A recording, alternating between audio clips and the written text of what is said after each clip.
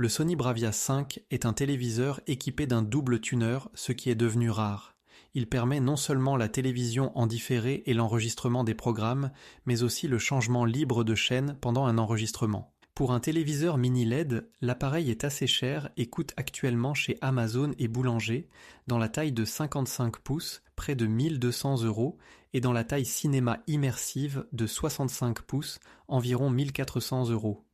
Contrairement aux géants sud-coréens, les Japonais proposent, côté audio, en plus d'une prise en charge complète de Dolby, un décodage DTS. Le format DTS-X se trouve parfois comme meilleure piste audio tridimensionnelle sur les Blu-ray haut de gamme, tandis que les plateformes de streaming proposent plus souvent Dolby Atmos. En matière de son, on est donc parfaitement équipé, et il est possible de transmettre des pistes multicanales sans perte à une barre de son via HDMI et l'Enhanced Audio Return Channel. Dans le domaine des formats HDR, le téléviseur prend en charge Dolby Vision, HLG et HDR10, mais pas le HDR10+. Qu'est-ce que cela signifie ? Pour la télévision moderne, Netflix et Disney+, l'équipement est idéal. L'absence de HDR10+, qui fonctionne lui aussi avec des métadonnées dynamiques comme Dolby Vision, ne se remarque réellement que sur Prime Video. Et même là, sans appareil de comparaison directe et sans loupe, on ne constatera pratiquement aucune différence visible. Netflix, Prime Video et Sony Pictures Core sont d'ailleurs calibrés spécifiquement en studio pour ce téléviseur. Les amateurs de télévision classique apprécieront également que HD+, soit intégré avec une période d'essai gratuite de plusieurs mois. Toutefois, l'enregistrement n'est malheureusement pas autorisé dans ce mode.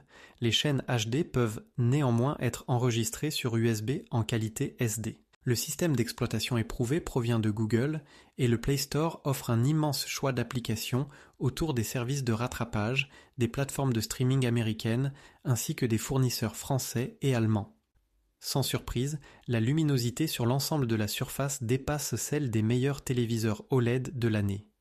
Toutefois, pour ce niveau de prix, la luminosité reste plutôt faible pour un mini LED. Dans la fenêtre de 10% du mode filmmaker neutre et pertinent, on reste en dessous de 800 nits. Sony appelle d'ailleurs ce mode professionnel. Le modèle beaucoup moins cher Q7C parvient à afficher les détails et les hautes lumières bien plus intensément dans les petites et moyennes zones de l'image. La version 65 pouces du Bravia 5 dispose de 384 zones de gradation, ce qui n'est plus vraiment impressionnant face à certains concurrents chinois.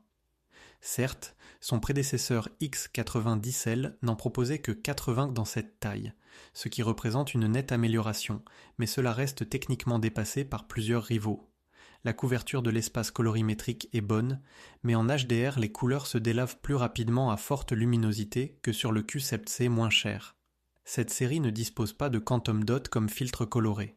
La précalibration de Sony est excellente, mais elle ne suffit plus à se démarquer nettement des mini LED haut de gamme concurrents.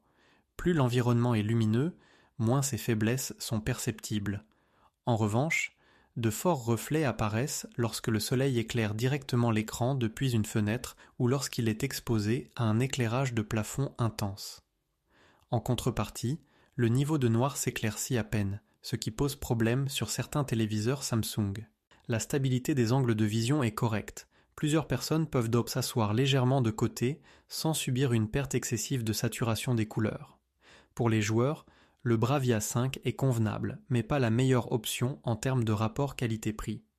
2 des 4 ports HDMI offrent la pleine bande passante du standard HDMI 2.1 et un mode jeu à faible latence est disponible. Bien que le téléviseur prenne en charge une fréquence de rafraîchissement variable jusqu'à 120 Hz, l'auto-low latency et les standards de la HDR Gaming Interest Group, il n'existe aucune prise en charge officielle d'AMD FreeSync ni de Nvidia G-Sync.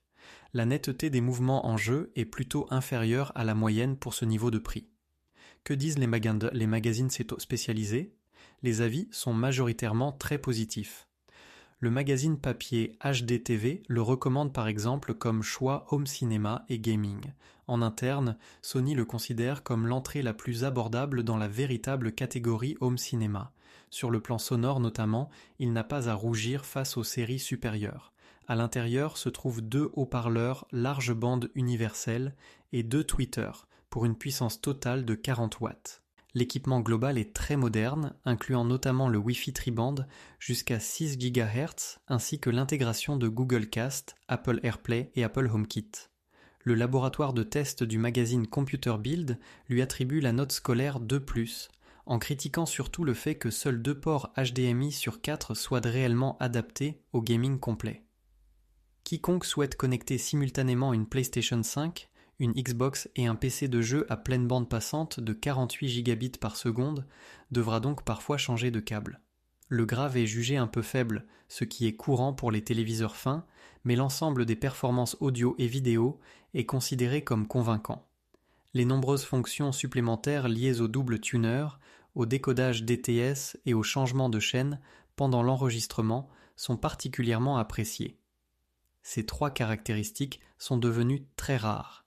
Peut-on recommander objectivement ce téléviseur si l'on se concentre avant tout sur la qualité d'image ? Non, pas vraiment à ce prix. Le Bravia 5 n'est pas un mauvais choix, mais surtout en 65 pouces, il existe de meilleures alternatives avec le Q8C ou le C8K. Ces modèles sont nettement plus lumineux, couvrent un espace colorimétrique plus large, offrent un noir et un contraste supérieur et proposent des fréquences variables jusqu'à 144 Hz, tout en étant légèrement moins chers. Ceux qui recherchent le meilleur mini-LED devraient donc plutôt s'intéresser à ces modèles, même s'ils proviennent de Chine. Le Sony Bravia 5 adopte par ailleurs une politique d'économie d'énergie assez excessive. En mode éco, la luminosité maximale chute de plus de 50%, ce qui rend cette option peu recommandable. Le processeur est sinon identique à celui des modèles haut de gamme. Il assure un rendu équilibré avec de belles couleurs et des mouvements fluides. Ceux qui n'apprécient pas l'interpolation d'image peuvent la personnaliser dans le menu sous Motion Flow. Elle est réglée par défaut sur Film dans tous les pré-réglages. Les éventuelles bandes de couleurs dans les dégradés fins, appelés banding, sont efficacement supprimées dès le niveau le plus bas de la réduction de bruit, MPEG. Les modes d'image les plus naturels sont IMAX Enhanced et Professional. Nous espérons avoir pu t'aider avec cette vidéo. Si c'est le cas, tu peux nous soutenir en achetant le téléviseur de ton choix via l'une des offres liées sous la vidéo. Merci et à la prochaine.